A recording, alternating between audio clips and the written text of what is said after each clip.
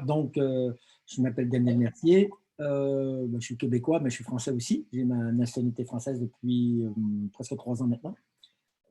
Et ça fait 20 ans que j'habite en France. Et je suis, je pense, un spécialiste de l'évaluation de l'entraînement pour la performance au départ. Moi, j'étais entraîneur national d'athlétisme. J'ai aussi travaillé avec Luc Léger. Je suis co-auteur du test navette, qui s'appelle Luc, on appelle souvent le Luc Léger en France. Et puis, depuis quelques années, je me suis intéressé à tout ce qui était l'évaluation et la remise en forme pour la santé.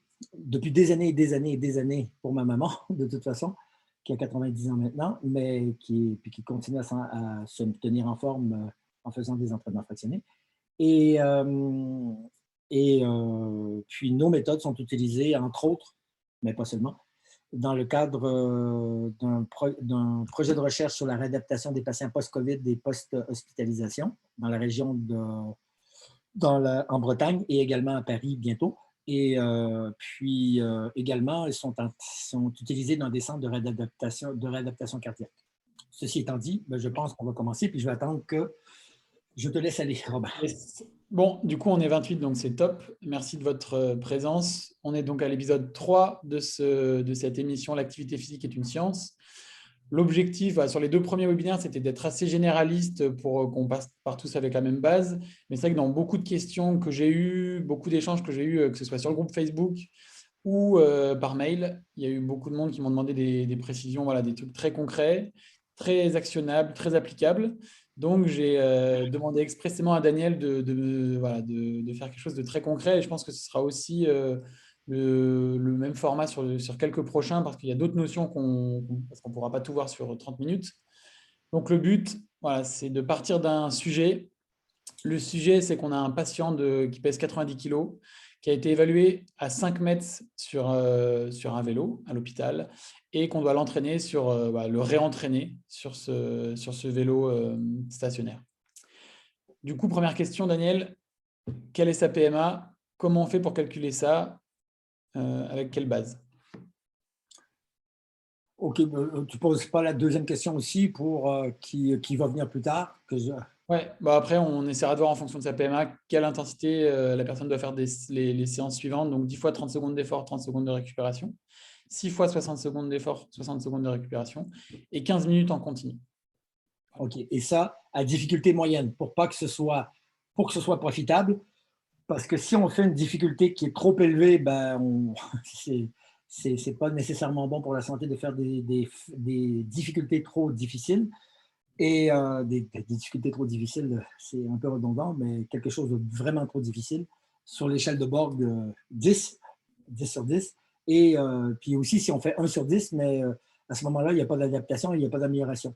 Idéalement, il faut essayer de chercher quelque chose qui est alentour de 5 sur 10, mais ça, on pourra préciser dans d'autres webinaires. OK. Donc, je vais répondre aux questions, mais préalablement, si je ne me trompe pas. Ouais, il faut que je pense sur la diapo d'après. Ouais. Ah, c'est moi, c'est vrai, c'est moi qui change la diapo. J'avais oublié. Tu as sauté une diapo. OK. Yes. Il y a certaines choses sur lesquelles on va se baser pour répondre aux questions. Attention, ça, vous aurez de toute façon, vous allez voir, on va se servir de tout ça. Il faut savoir qu'un mètre, c'est le métabolisme de base, et en moyenne, même si François Perronnet, le physiologiste François Perronnet, il disait plutôt 3,6, on s'entend, la plupart des articles s'entendent pour dire qu'en moyenne, l'être humain consomme 3,5 millilitres d'oxygène par minute par kilo au repos complet. Et qu'en moyenne, parce que ça dépend du substrat énergétique utilisé. S'il y en a qui veulent avoir la référence, et justement, c'est un article de François Perronnet très intéressant qui démontre que c'est 5 kilocalories environ, mais c'est environ 5,18 lorsque c'est des glucides, et c'est complètement des glucides, et c'est de l'ordre de 4,82, si je me rappelle bien, lorsque c'est uniquement des graisses. Donc, en moyenne, c'est 5 kilocalories. Une kilocalorie, je dis bien, une calorie, c'est 4,187 joules. Une kilocalorie, c'est 4187 joules. Il faut savoir aussi qu'un watt, c'est 1 joule par seconde. Ce n'est pas le rendement énergétique, c'est le rendement mécanique. C'est une petite erreur là. Tu le corrigeras. OK. Rendement mécanique. Le rendement mécanique, C'est-à-dire qu'il y a sur l'ensemble de l'énergie dépensée, il y en a 25% qui est dépensé pour faire le travail et les 75% restants sont évacués en chaleur. Bon, 25%, il y en a qui disent 24, il y en a qui disent 23. Nous, on a mis 25 pour faciliter les calculs, mais en moyenne, dans les articles, c'est plutôt alentour de 24.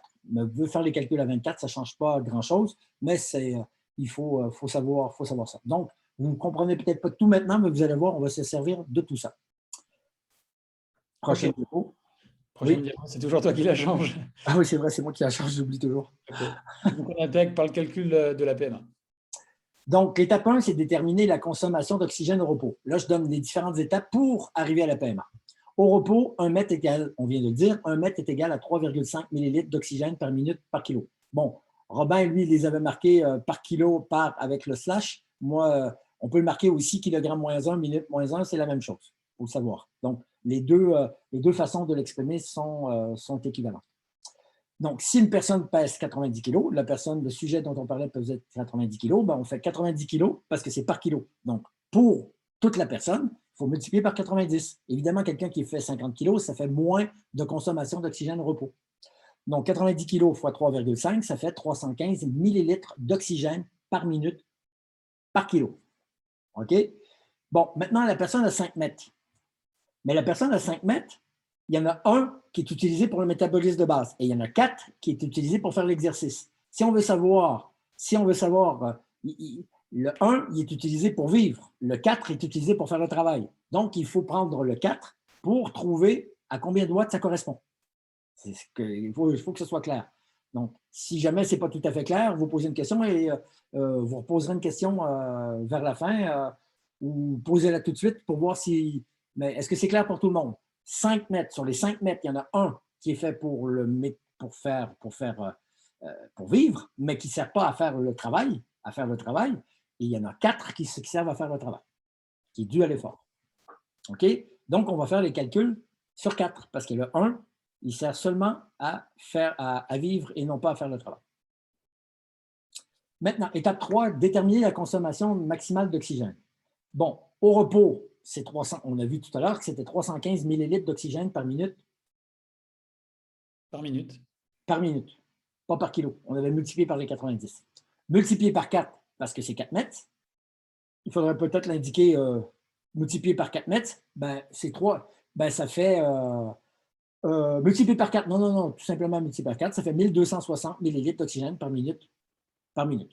Soit 1,26 litres d'oxygène. On divise par 1000 tout simplement. Après ça, l'étape 4, c'est transformer les litres d'oxygène consommés en kilocalories.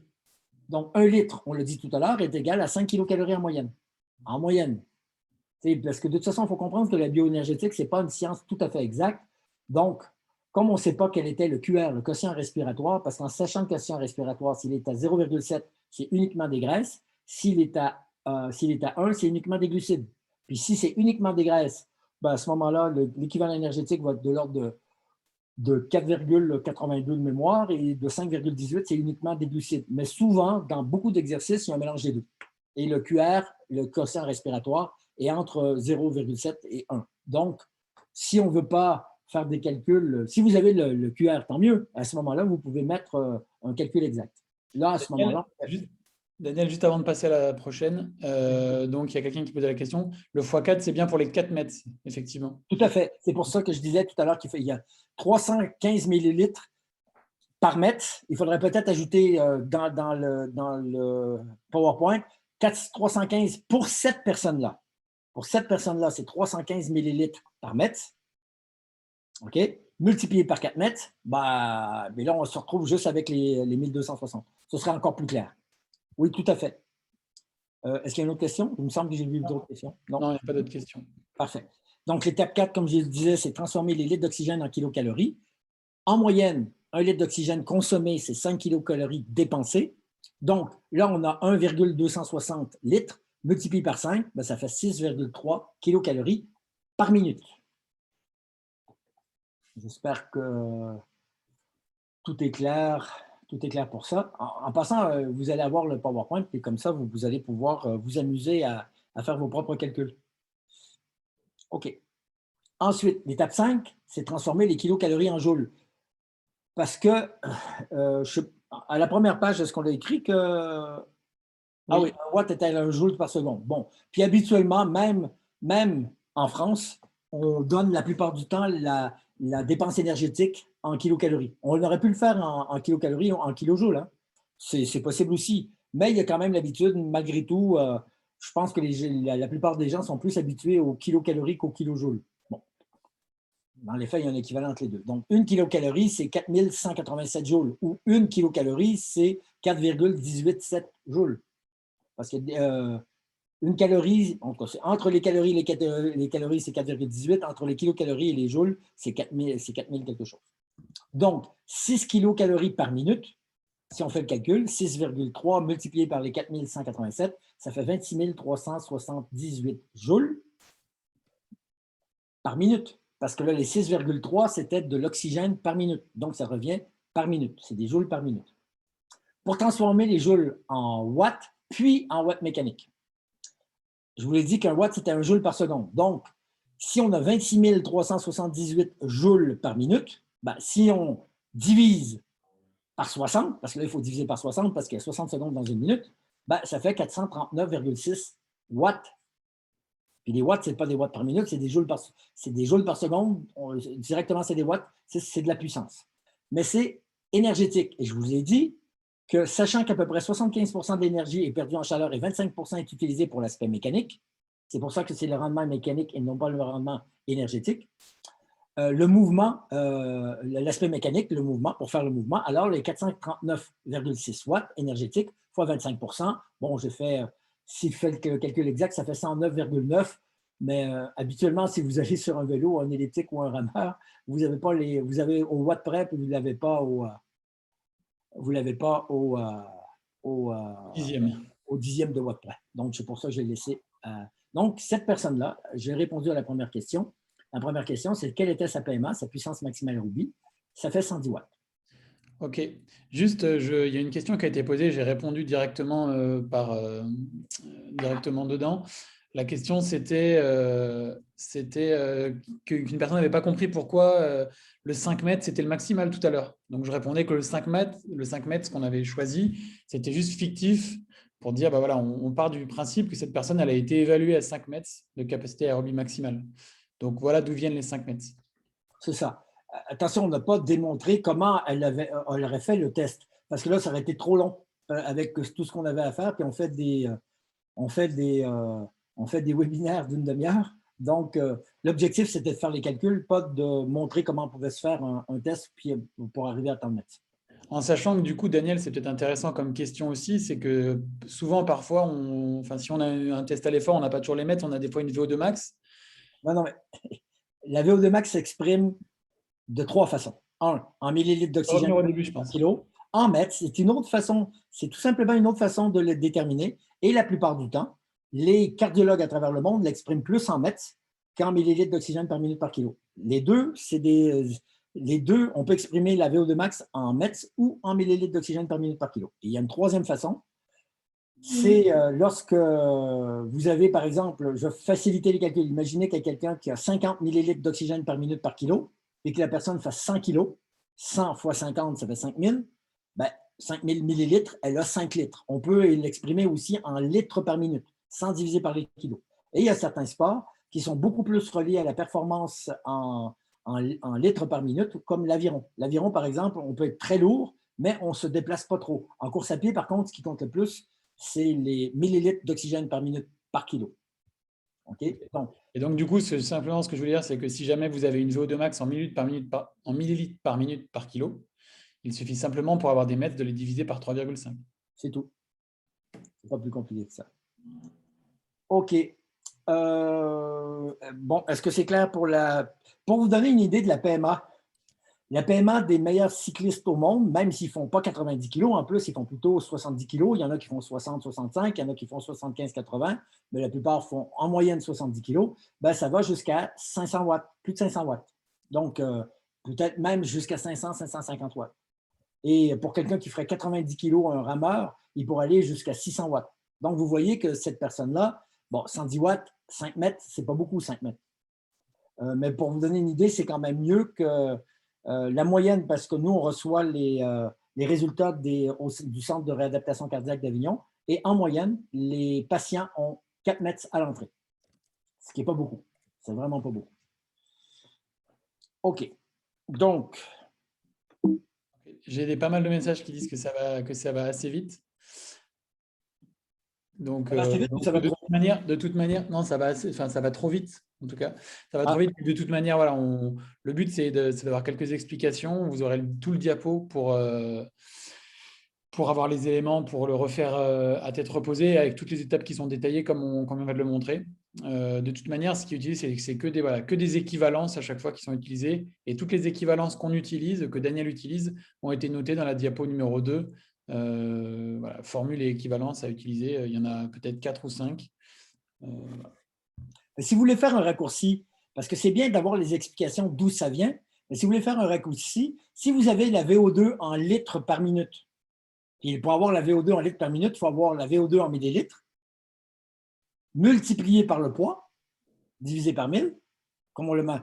La personne, vous avez vu de toute façon tout à l'heure, elle avait 1,26 litres d'oxygène par minute sans le métabolisme de base, multiplié par 87,22, bah, ça donne la puissance mécanique en watts. Okay. Donc, si vous faites les 1,26 multiplié par les 87,22, bah, ça donne exactement les 110 watts. Donc, ça facilite les choses, mais ça ne donne pas l'explication d'où ça vient. Donc, si vous voulez vous faciliter les choses et vous voulez faire un calcul de la puissance mécanique, vous faites ce calcul-là directement. Et si vous voulez avoir la puissance en watts à partir de la VO2 en litres, ben, c'est la puissance en watts multipliée par 0,01111465 et vous allez avoir la VO2 en litres par minute. Ce n'est pas relié à la VO2 max en mètres ou en millilitres d'oxygène par minute par kilo parce que ça dépend du poids. C'est la puissance que vous développez. Quelqu'un de plus lourd, qui a le même nombre de mètres, ben, quelqu'un qui fait 50 kg puis qui a 5 mètres, puis quelqu'un qui a 100 kg qui a 5 mètres, mais celui qui a 100 kg va développer 2 fois plus de watts. C'est comme ça. Est-ce que c'est clair? Je vais regarder s'il y a des questions. S'il y a des questions, posez-les dans soit le chat, soit dans questions et réponses. Pour l'instant, il n'y en a pas.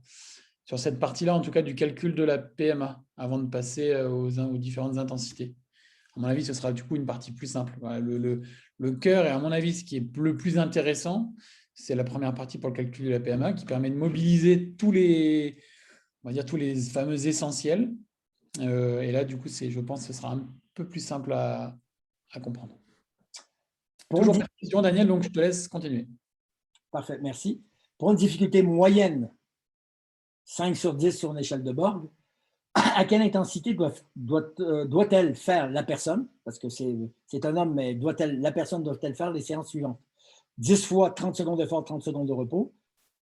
Ça, c'est quand on pourrait faire un échauffement et retour au calme avant et après. Mais là, on parle juste du fractionné. 10 fois 30 secondes d'effort, 30 secondes de repos. 6 fois 60, 60. Peut-être qu'il faudrait ajouter un petit S pour que ce soit clair, que ce soit des secondes. Ou 15 minutes en continu. Par expérience. Et ça, c'est pas de la physiologie, ça.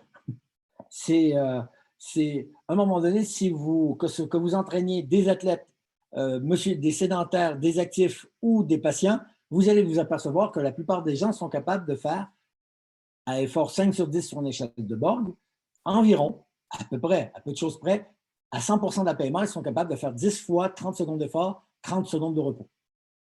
OK? Ça va faire 5 minutes au total.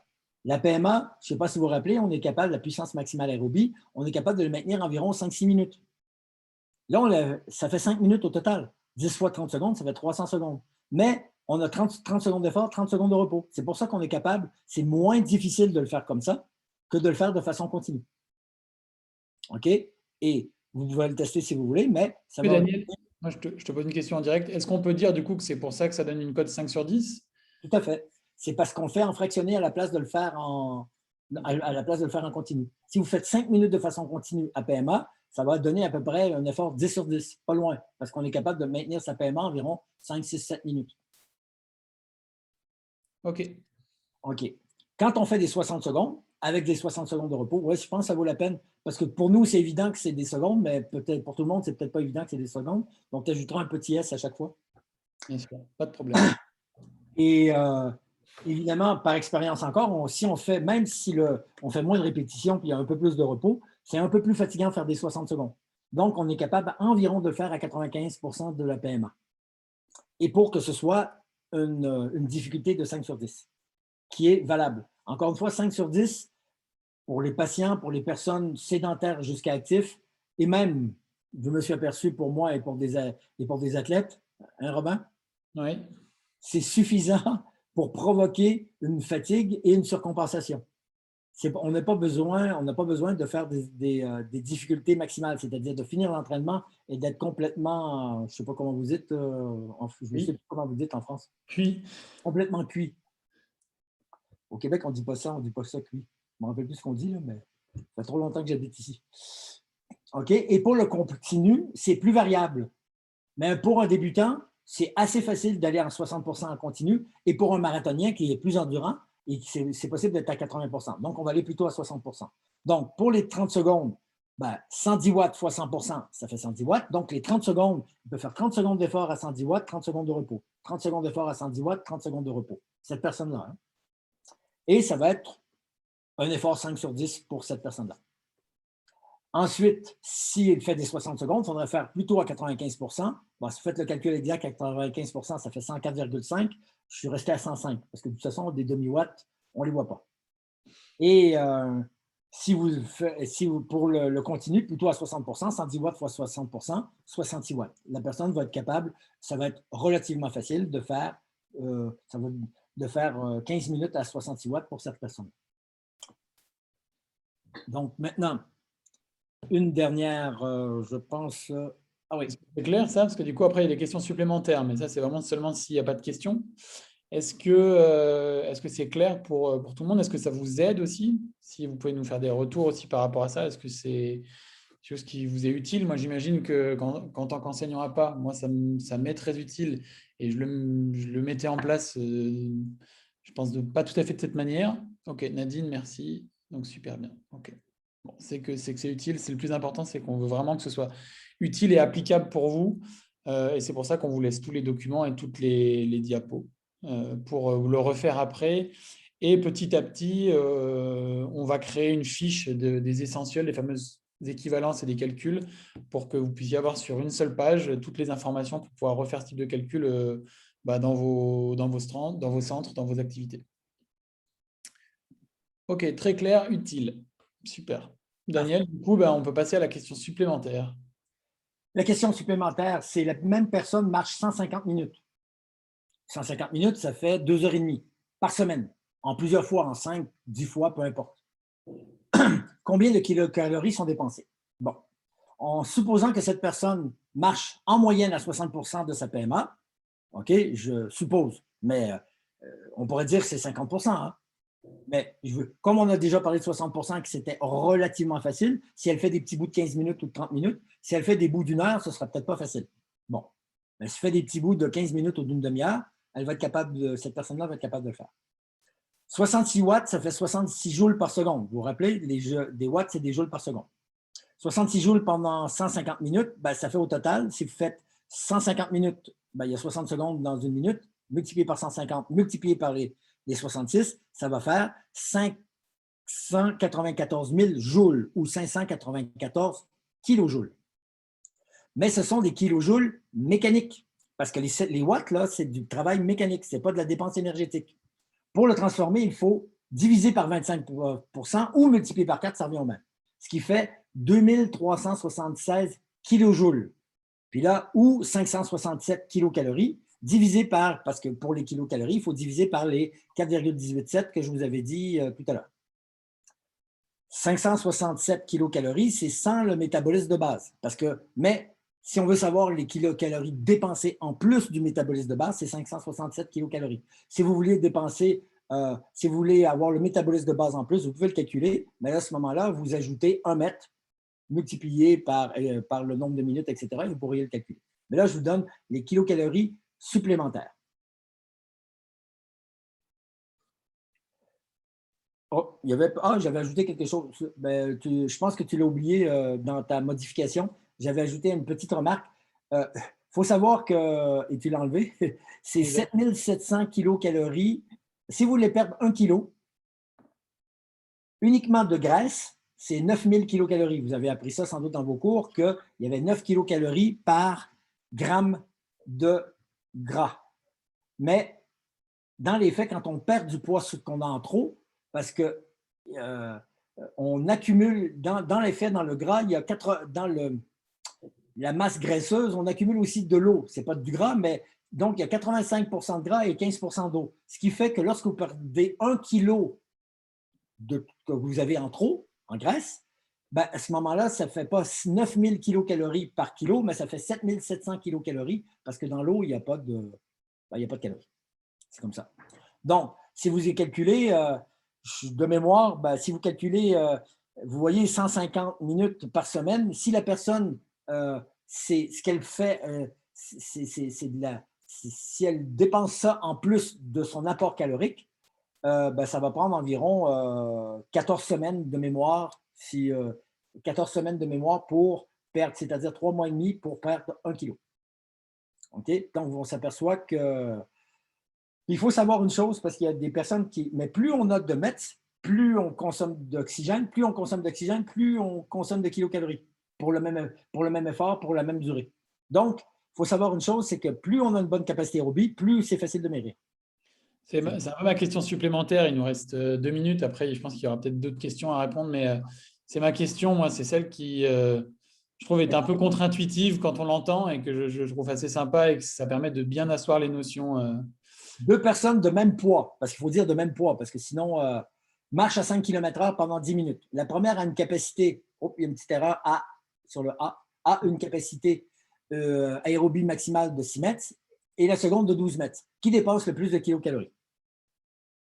Ben, on peut les faire répondre. Ah oui, laissez répondre. À votre avis, qui dépense le plus de kilocalories? La personne qui a 6 mètres ou la personne qui a 12 mètres? Les deux marchent à 5 km/h. Et ils font 90 kilos. Et ils font 90 kilos. Répondez dans le questions et réponses. C'est Ou ça? dans le chat, peu importe. Ouais. Je vois les deux. À votre avis, bon, il y en a plusieurs qui répondent. Alors, c'est quoi les réponses? Il y a Deux réponses pour l'instant, c'est la personne qui a 12 mètres. OK. 12 mètres. Mehdi, 6 mètres. Donc, 6 mètres, 12 mètres. Il y en a d'autres qui répondent là. 6. Bon, c'est assez partagé. Il y en a qui répondent 6, puis il y en a qui répondent 12. Bon, donc je réponds à la question. En supposant que ça coûte environ. Oups, là j'ai avancé un peu trop. Oups, excusez-moi. J'ai pressé, je ne sais pas sur quoi. OK, attendez, je reviens. Hop. En supposant que ça coûte, il y a des données que ça coûte environ à la marche sans le métabolisme de base. Puis là, on fait toujours les calculs sans le métabolisme de base, parce que c'est en plus, qu'on dépense en plus du métabolisme de base. C'est environ 0,75 mètres par kilomètre, par kilomètre-heure à la marche. Donc, si vous allez à 5 km/h, 5 fois 0,75, ça coûte 3,75 mètres en plus du métabolisme de base. Donc, si vous faites les 3,75 mètres multipliés par les 3,5 millilitres d'oxygène par minute, parce que c'est 1 mètre, c'est 3,5, ça vous donne 13,125 millilitres d'oxygène par minute. La personne fait 90 kg, ben ça fait 1,18 litres, 1,18 exactement litres d'oxygène consommé. Si on multiplie par les. Oui. Donc c'est bien 1,18 litres d'oxygène quand on marche à 5 km/h. Plus du métabolisme de base. Okay. Par minute. Par minute. OK. OK. Ah oui, on aurait dû mettre par minute là. C'est pour ça que je précise. Tout à fait. Fois 5 kilocalories, ben, ça fait 5 ça fait 5,9 kilocalories par minute. Fois 10 minutes, ça fait 59 kilocalories. Ça peut, et c'est là, peu importe la capacité aérobie maximale de la personne. Ça n'a aucun rapport. Par contre, mais la difficulté ressentie ne sera pas la même, car en pourcentage de la capacité aérobie maximale, la personne qui a 5 mètres, qui est à 5 mètres, qui va à 5 mètres, mais qui. J'ai fait une petite. J'ai dit 5 mètres, mais ce n'est pas 5 mètres dans les faits. c'est 3,75. J'ai fait une petite erreur, pardonnez-moi là, tu le corrigeras. Parce que la personne est à 3,75 mètres plus son mètre de métabolisme de base, ce qui fait exactement 4,75 et non pas 5. Pardonnez-moi. Pardonnez-moi, tout de suite. J'ai fait une supposition qui était, c'est 4,75, il faut le modifier ça. J'ai fait une petite erreur. J'ai arrondi. Mais de toute façon, ce qui fait que si, supposons que 4,75, 5 mètres, il n'y a pas une grosse différence, ça fait environ, si c'était 5 mètres, ça ferait 83 pendant 10 minutes. Et 83 pendant 10 minutes, ce n'est pas facile. C'est pas facile de faire ça, de faire 83 On a dit tout à l'heure que 60 pendant 15 minutes, c'était assez facile. 83 pendant 10 minutes, c'est pas facile. C'est vraiment pas facile. Habituellement, quand on fait un footing, on est plutôt à 60 donc c'est vraiment pas facile. Et la personne qui a 12 mètres, mais ça lui fait plutôt 41 pendant 10 minutes. C'est vraiment facile. À 40 on est capable de tenir des heures et des heures et des heures. Donc, pour une personne, c'est très difficile. Ça va faire peut-être un 8 sur 10, 9 sur 10. Puis pour l'autre, ça va faire un 1 sur 10. On dépense la même chose, mais comme la capacité de la personne qui a 12 mètres est nettement supérieure, à ce moment-là, ça va donner une difficulté beaucoup moindre. OK. Par contre, si on veut avoir la même difficulté pour la personne qui a 12 mètres, il faudrait qu'elle aille à 10 mètres. Et à ce moment-là, elle dépenserait plus d'énergie. 2 fois plus d'énergie. La capacité d'une personne pour le même poids, la capacité à consommer de l'oxygène et à dépenser de l'énergie d'une personne de 12 mètres est double d'une personne de 6 mètres. Okay. Donc, à poids égal, bien sûr, hein, ce qu'on vient de dire. À poids égal. Toujours aussi. On fait la même activité, les deux personnes, quelle que soit leur capacité. Ce qui coûte, c'est l'activité, et peu importe la personne, sauf à poids égal. À la marche, c'est plutôt vrai. Mais parce qu'il n'y a pas beaucoup de différence de rendement mécanique, mais si vous prenez de la natation ou du ski de fond, là, ce n'est pas vrai.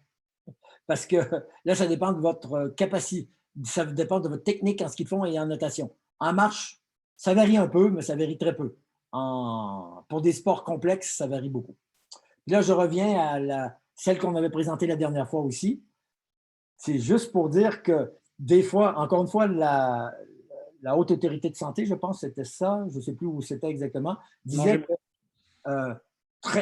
si on est à 3 mètres, c'était très faible. Si on était à 9 mètres, c'était très élevé. Mais tout ça, ça dépend de quelle est votre capacité maximale aérobie. Si elle est à 4 mètres, même 3 mètres, ce n'est pas facile parce que vous êtes à 75 Mais par contre, si pour la personne qui a 16 mètres, ça va être facile, c'est très, très, très facile. Elle pourra même faire du repassage plus intense parce qu'à 3 mètres, pour elle, c'est très facile. Puis, on dit que c'est très élevé la course. C'est même impossible. 9 mètres, par exemple, qui a 11 km/h, ça fait plutôt 11 mètres, près de à peu près 11 mètres. C'est impossible pour la personne qui a 4 mètres parce qu'elle lui fait 250 et ce n'est pas très élevé pour la personne qui a 16 mètres parce que ça lui fait 62 Puis comme je vous l'ai dit, 62 pour quelqu'un qui est assez endurant peut faire 1 heure, 2 heures, 3 heures, 4 heures à la limite, c'est possible. Daniel, il y a une excellente question sur le chat.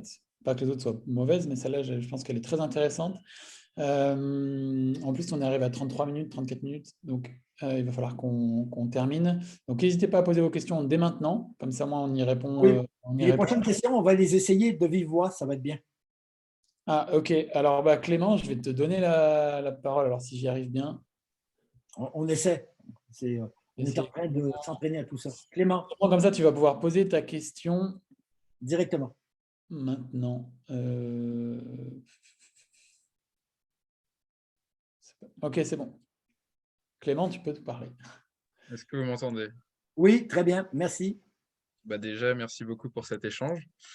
Je suis arrivé un petit peu en retard, mais je ne pense pas que vous y avez déjà répondu. Mais du coup, ma question, c'était la suivante. Si les poids, on sait qu'ils sont égaux, est-ce qu'on peut supposer que le ratio masse musculaire et masse grasse n'est pas la même pour les deux personnes?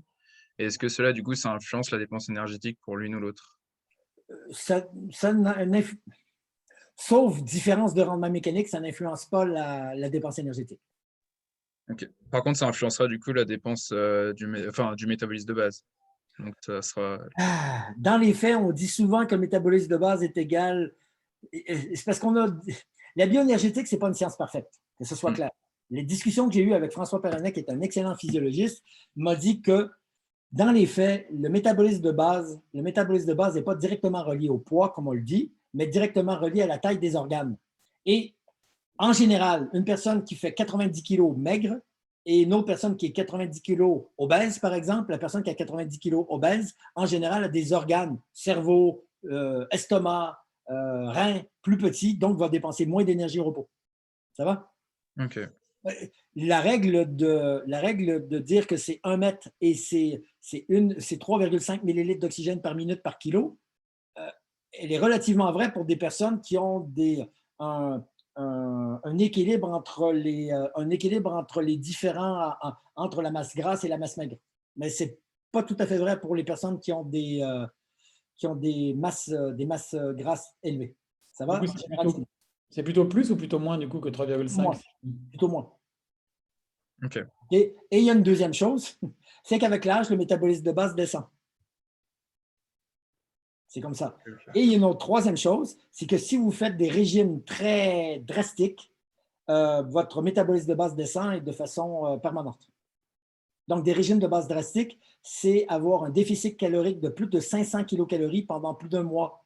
Donc, bon, moi, j'ai connu une cliente patiente là, qui faisait 145 kilos, mais elle avait déjà fait 120 kilos, elle était descendue à 60 kilos en 1 an.